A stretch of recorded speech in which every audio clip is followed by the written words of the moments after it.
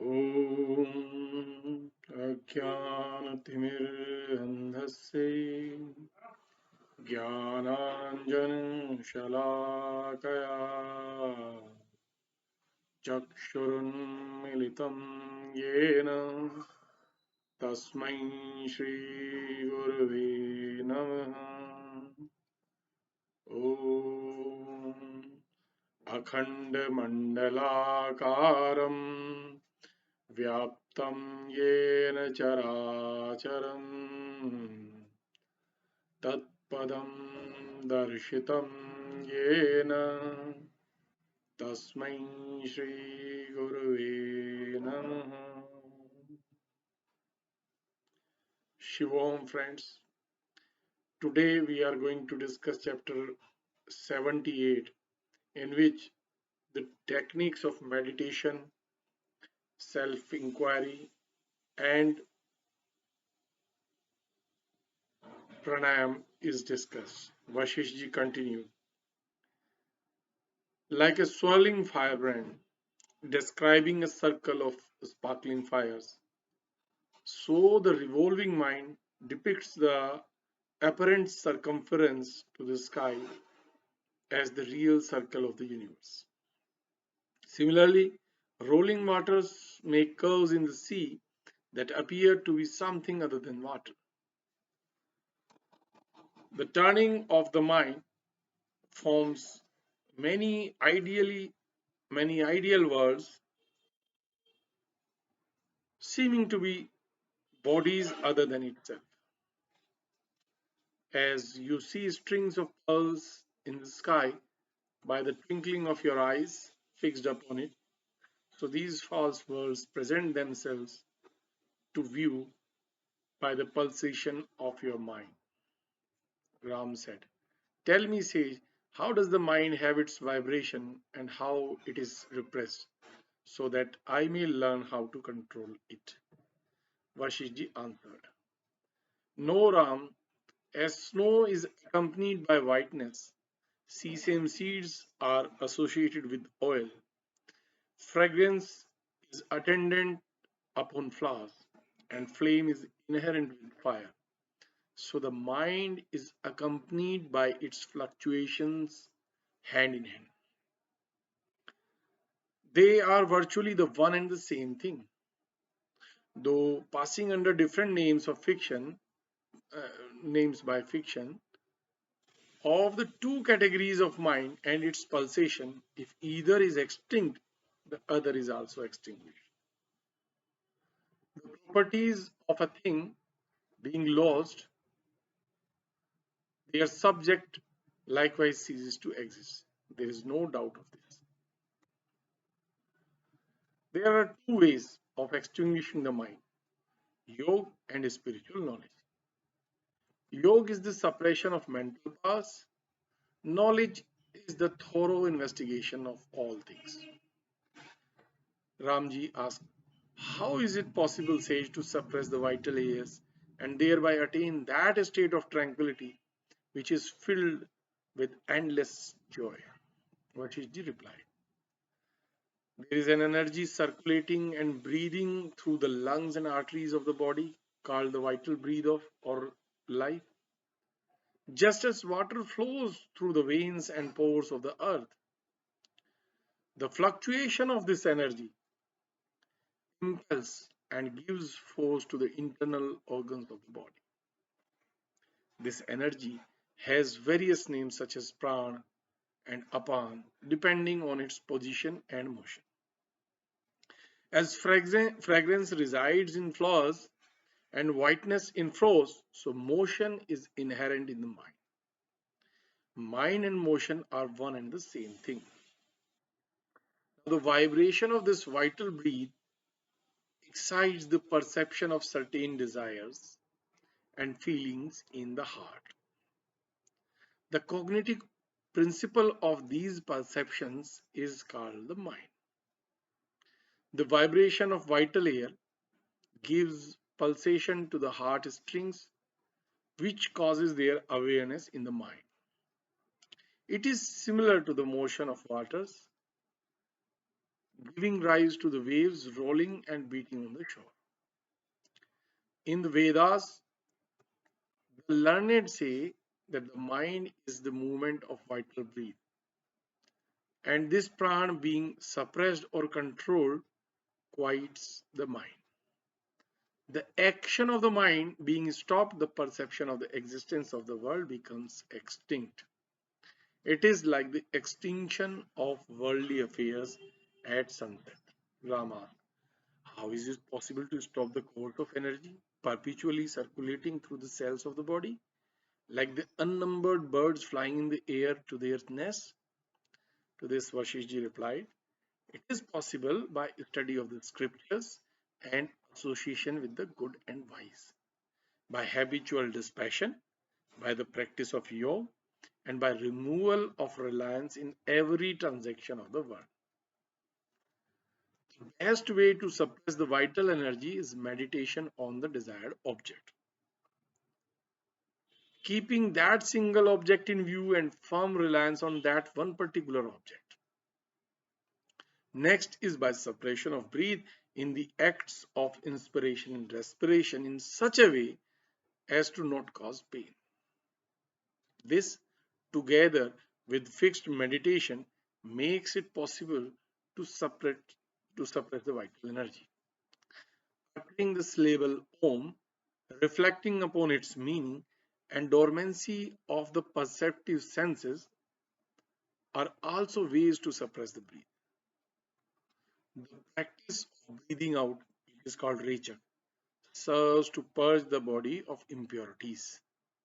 By leaving the nostrils untouched, the vital energy is suppressed altogether. The practice of breathing in, which is called Purak also, tends to fill the insides like clouds fill the sky. Then, when breathing is stopped, its vibrations are also stopped. With the practice of holding the breath, which is also called Kumbha, the vital air is shut up in a closed vessel, and this serves to stop the course of breathing. The tongue carried to the opening of the roof of the mouth, and the tip of the tongue attached to the guttural bulb at the beginning of the throat prevents the vibration of the breathing. Again, the mind, rid of its flights of fancy and becoming as vacant as empty air, prevents the course of breathing by its fixed meditation on itself. This is called samadhi. Again, as the vital energy ranges within 12 inches from the tip of the nose, this region should be closely watched by the eyesight in order to prevent the going out and coming in of breath.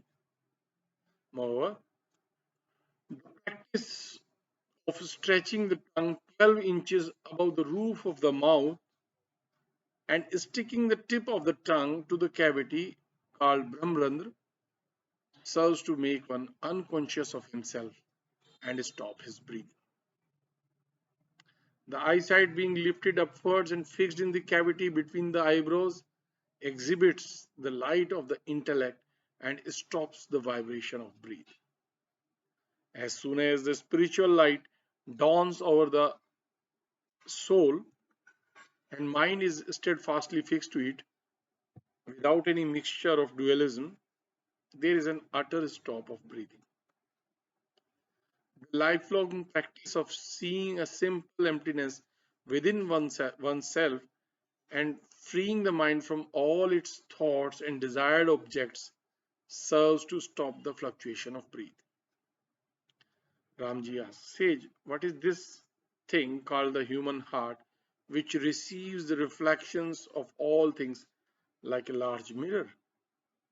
Vasishtha replied, listen, my good Ram, the hearts of all animals in this world are of two kinds, the superior and the inferior.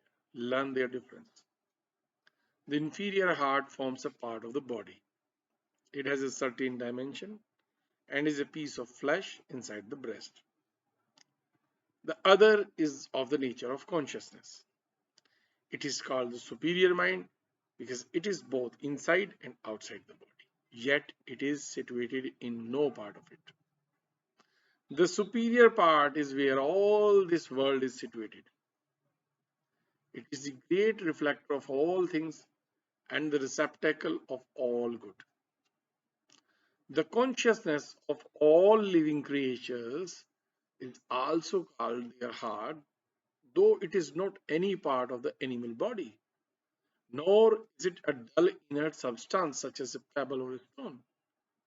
Now, the vibrations of vital energy of this conscious or sensitive heart, which necessarily is the same as the thinking mind, which we call chitta, cease when it is purified of its internal desires.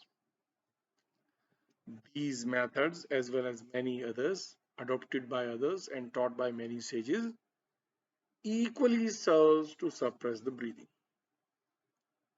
These methods of yoga meditation are to be slowly adopted by continued practice for the redemption of the good from this world. Otherwise, their hasty adoption may prove detrimental to life. Long practice perfects a man to the rank of a monastic and hermit.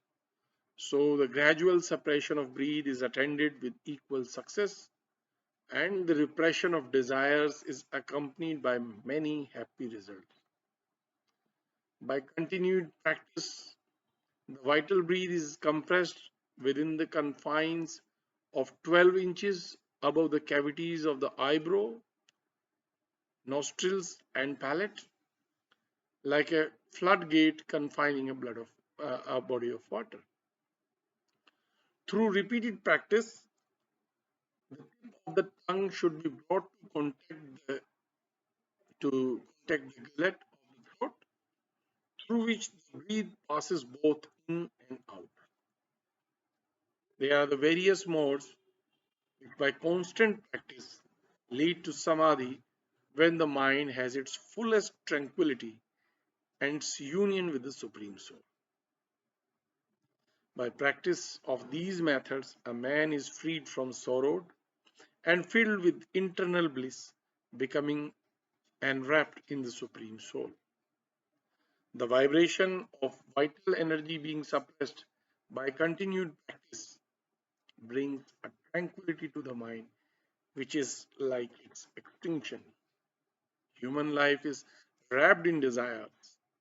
Release of the mind from these is liberation. Breathing is the operation of life, and its suppression is the path to its extinction or nirvana.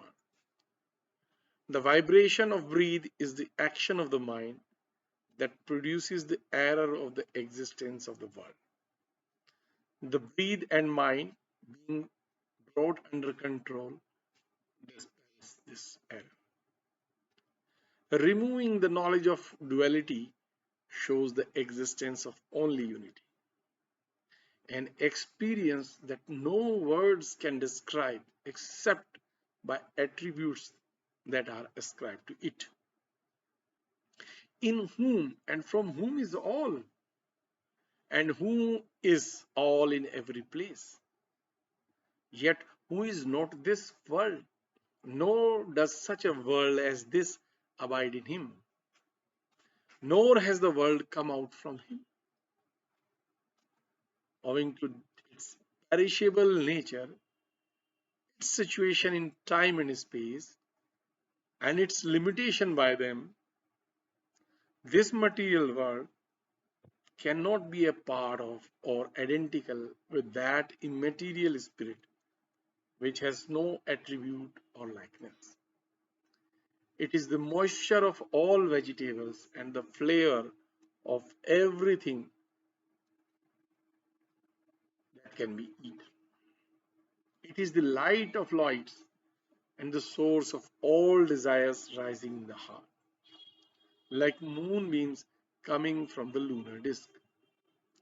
It is this wish fulfilling culp tree yielding all earthly delights as its fruits, which are constantly carried aloft only to fall down with their juicy flowers of various tastes. The high-minded man who depends on that boundless spirit and rests secure in its bosom is truly called wise and liberated in his lifetime. He is the best of men whose mind is free from all desires and cravings, and who has found his rest from the thoughts of his fancied good and evil. He remains without any inclination amidst all the cares and concerns of this life. In the next chapter 79, the spiritual knowledge, all is subjective, is discussed. Ramji said, Sage, you have described the methods of suspending the mind by means of your practices. Now, I hope you will kindly tell me how it is brought to stand still by means of perfect knowledge. Vasishtha replied, perfect knowledge means a man's firm belief in the existence of oneself, manifest or supreme soul that is without beginning or end. This is what the wise may mean by full or perfect knowledge. Its fullness consists in viewing all visible forms such as these pots, those pictures, and all these hundreds of types of being to be manifest in the fullness of that spirit and not distinct from it. Imperfect knowledge causes our birth and pain. Perfect knowledge liberates us from these. Our defective sight shows us the snake in the row. Our complete view of it removes the error. Only knowledge free from imagination and free from any belief in the objective and complete reliance on conscious subjectivity lead to the liberation of man. Nothing else can do. Knowledge of the purely subjective is identical with that of the Supreme Spirit. This purity intermingled with the impure objective matter termed ignorance, avidya. Consciousness itself is the thing which it is conscious of. Knowledge is identical with the known. There is no difference between them. The soul knows only itself, as there is no other beside itself. Seeing the soul alone in its true light is all the three worlds, is equivalent to the expression all this world is the soul itself in the Shruti scriptures. Knowledge of this truth constitutes the perfection of man. The whole being the soul, why talk of an entity or a non-being? What meaning can there be in bondage or liberation? The mind is nothing other than its perceptions which are manifested by God Himself. The whole is an infinite vacuum. There is no bondage or liberation of anyone. All this is the immense Brahman extending in the form of this vast immensity. Therefore, you may enlarge your invisible soul by yourself and by means of your knowledge of yourself. By this comprehensive view of Brahman as all in all, you can find no difference between a piece of wood or a rock and your cloth. Why then are you so fond of making these distinctions? Know the soul as the only indestructible substance. It remains quiescent from first to the last, and know this also to be the nature of your soul. Know that this boundless universe, with all the fixed and moving bodies it contains, is a translucent void where there is no room for your joy or sorrow whatever. The shapes of death, disease, unity, and duality arise constantly in the soul like endless waves in the sea. He who remains in the close embrace of this soul with his inner understanding, is never tempted to fall a prey to the trap of worldly enjoyments. He who has a clear head for right judgment is never moved by the force of earthly delights, but remains as unshaken as a rock against the gentle winds of the air. Ignorant, unreasonable, and stupid men, guided only by their desires, are preyed upon by continued misery, like fish in a dried pond, are eaten mercilessly by cranes.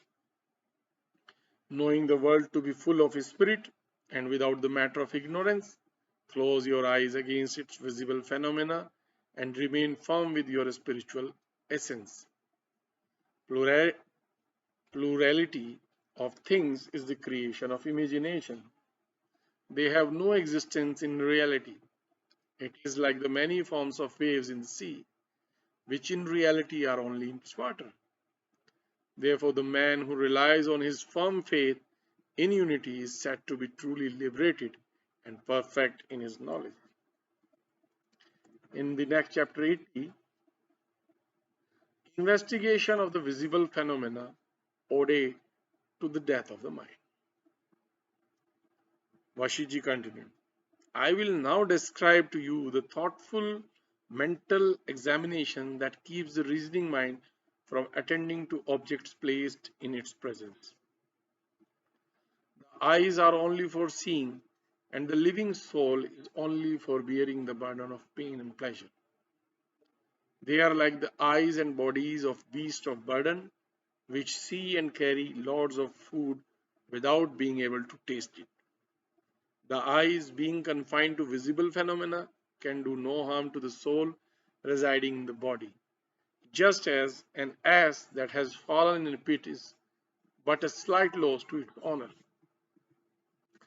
Don't, O base man, entertain your eyes with the dirty sight of visible phenomena that perish of themselves in the twinkling of an eye and put you into peril. An acutely intelligent man thinks he is living and counts the duration of his lifetime by the acts judged as one's own deeds and beings. At last, these very acts turn against him and make him accountable for them. Don't have your eyes rely upon visible objects that are unreal in their nature and are produced to perish soon after. They please your sight only for a moment. No visible phenomena to be destroyers of your otherwise indestructible soul. My eyes, that are only witnesses of forms situated in the soul, it is in vain that sights flash only to consume yourselves after a short while, like burning lamps. Whatever I see is like the fluctuation of waters. Its objects are like the small particles that fill sunbeams in the sky. Whether these sights be good or bad, they are of no matter to our minds. Again, there is that little bit of egoism beating in our minds, like a small shrimp stirring in the waters. Let it stir as it may, but why should we give it titles of I or you or he or this or that? All inert bodies and their light appears together to the eye. One is the container of the other, but they don't affect the mind and therefore don't deserve our notice. The sight of objects and the thoughts of the mind have no connection with one another, and yet they seem to be related to each other, as our faces and their reflections in mirrors. Such is their inseparably reciprocal relation in the minds of the ignorant, but the wise who are freed from their ignorance remain aloof from the visible with their mental meditations alone. The minds of the vulgar are as closely connected with the visible as sacrificial wood is with the flammable lac. Though diligent study, the chain of sorry, Through diligent study, the chain of mental thoughts is severed from the visible in the same way as right reasoning removes our wrong notions. After ignorance and the connection between visible and the mind are dispersed, there is no more blending of forms and figures and the reflections and thoughts of them. The sense impressions that have taken possession of the inner mind are to be rooted out, just as they drive a demon out from the house. O my mind, says the intelligent man, it is in vain that you delude me. I have known your first and last as nothing. If you are so mean in your nature, you must be so and nothing even now. Why do you display yourself to me in your fivefold forms of five senses? Go, make your display before him who acknowledges and owns you as his. Your grand display of the universe yields me no satisfaction because I am convinced, O wild mind, that all this is no better than a magic play. Whether you abide in me or not is of no matter to me because I consider you as dead to me as you are dead to reason. You are a dull, unessential thing, false and deceitful, and always reckoned as dead. You mislead only the ignorant, not the reasonable. For so long, our ignorance made us ignorant of you. But now, by the light of reason, we find you as dead, as the darkness under the light of a lamp. There is always an impenetrable darkness under the lighted lamp. You have long taken possession of this house of my body and prevented me, O tricky mind, from associating with the good and wise. You lie as dull as a dead body at the door of this bodily house, blocking the entrance of my worshipped guest of good virtues. O my mind, gigantic monster of the world, which has its existence in no time, are you not ashamed to assume this deceitful form of the world and appear before me in this hideous shape? Leave my body, O demonic mind, and take your retinue of female fiends of greed and her companions, and the whole host of your devilish comrades of rage, wrath, and the like. Seeing the advance of reason in the temple of the body, the demon mind flies from it like a savage wolf leaving its den at the approach of a hunter. Oh, pity those foolish folks who are so subdued by this dull and deceitful mind, like unwary people are spellbound by magic wand. What is your boast and might in subduing the ignorant rebel? Try your power upon me, who defies your power to prevail over the unity of my belief. I have already frustrated your attempts against me and laid you to dust. I need not try to defeat the power of my foolish mind. Long before I had taken you for a living thing and passed many a whole life and day and night with your company in this dreary world. Now I have come to know the nothingness of the mind and that it is put to death by my power. Hence I have given up my concern with you and rely only upon my ever existent soul. By good luck, living liberated men come to know the death of their mind and ever and cease to spend their lives under the illusion of its existence. Having driven away the deceitful demon of the mind from the house of my body, I am situated at rest without any troublesome thought or turbulent passion in me. I smile to think of the many follies to which I was led for so long under the influence of my demonic mind. By the good fortune, the gigantic demon of my mind is at last defeated by the sword of my reason and driven out of the house of my body. It is also my good fortune that my heart is purified of its evil inclinations by suppression of my demonic mind. Now my soul rests alone in peace in the abode of my body. With the death of my mind, there is an end to my egoism and all my troublesome thoughts and fears. Through breath or mantra of reason, the expulsion of the monsters of evil passions from my heart has made it a place of rest for my soul.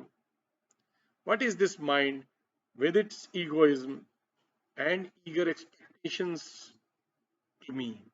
It is only a family of intractable inmates of whom I fortunately have rid by their wholesale deaths.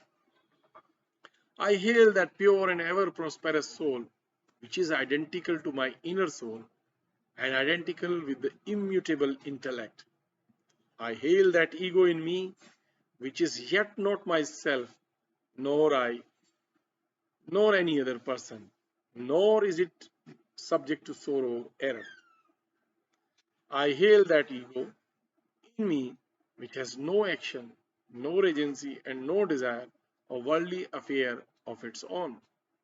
It has no body and it doesn't eat or sleep.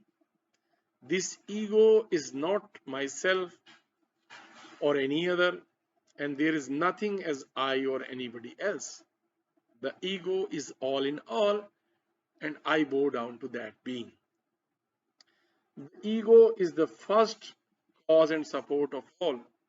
It is the intellect and soul of all worlds. It is the whole without parts. I therefore bow down to that ego. I prostrate to that identical ego of all, which is eternal and immutable, and which is the sole immense soul without any parts. It is all in all and abides in all at all times. It is without any form or name and is manifest as the immense spirit. It abides in itself, and I bow down to that ego. It is the same in all things in its extremely minute form or as the manifestation of the universe. It is the essence of my existence and abides in me, and it is in that state to which I bow down. It is the earth and ocean with all their hills and rivers, which are not the ego, nor are they the ego itself. I bow to the same ego which comprises the world with all its contents. I bow to that indestructible Lord without decay, which is beyond thought and is ever charming and ever the same, who manifests the endless universe with all its worlds and many more yet invisible and unformed bodies. He is unborn and without decay, and his body is beyond all attributes and dimensions. And in the next chapter 81, the mind is unknowable, only the soul. Vashiji resumed, having thus considered and known the mind in this way, O mighty Ram, it is the business of the wise who know the truth to inquire into the nature of the soul to the extent it is knowable. Knowing the world to be purely the soul, it is to be asked from where did the phantom of mind arise? It is nothing in reality. It is ignorance, error, and illusion which exhibit the vacant and visionary mind to view. Just as it is our false imagination which forms an illusionary tree in the sky, as the objects standing on the shore seem to be moving to ignorant children passing in a boat, so the calm soul appears to be in motion to the unintelligent. After our ignorance and error are removed, we have no perception of the fluctuation of our minds, just as we don't think mountains to be in motion after a speedy air car is stopped. I have given up thoughts of all internal and external things, knowing them to be only the creation of my airy mind. Thus the mind and its actions, being dull, being null and void, I see all things exist in the spirit of Brahman alone. I am free from all my doubts and sit quietly devoid of all care. I sit as Shiva without a desire stirring in me. The mind lacking, there is an end of its youthful desires and other properties also. My soul, being in the light of the Supreme Spirit, it has lost its sights of all other colors and forms that present themselves to the eyes. The mind being dead, its desires also die with it, and its cage of the body is broken without it. The enlightened man is no longer subject to his mind, so he is also liberated from the bondage of his egoism. Such is the state of the soul after it is separated from the body and mind, when it remains in its spiritual state in this and the next world. The world is one calm and pleasant unity of Brahman. Its diversity is as false as a dream. What then shall we think or talk about the world when in reality it is nothing? My soul has advanced to the state of divine holiness, so it has become as radified and all pervasive as the eternal Spirit of God in which it is situated forever. That which is the soul and the mind, the substantial and the unsubstantial, and what is not, are all the counterpart of the something, which is rarer than air, calm and quiet, eternal and intangible, and yet all pervading and extended through all. Let there be a mind in us, or let it remain or perish forever. I have nothing to discuss about it when I see everything is situated in the soul. I considered myself to be a limited and embodied being as long as I am unable to reason about these abstruse subjects. Now I have come to know my unlimited form of spirit, but what is myself is something I have not yet been able to know, because the whole is full with the one supreme spirit. But the mind being granted as dead, it is useless to doubt about it. We gain nothing by bringing the demon of the mind to life again. I immediately repudiate the mind, the source of false desires and fancies.